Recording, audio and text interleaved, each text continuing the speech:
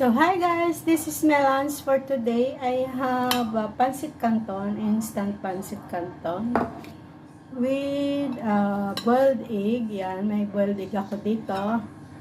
Yan, and then meron akong lettuce. Yan. So, malinis yan guys. Sinugasan ko na yan. Nalaglag. So, ganito ako kumain ng pancit canton. Pakita ko sa inyo guys. Lagyan ko lang siya ng egg. Yan.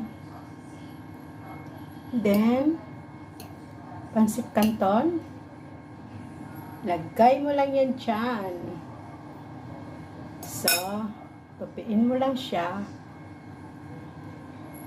Tika lang. Then, bite. Yummy.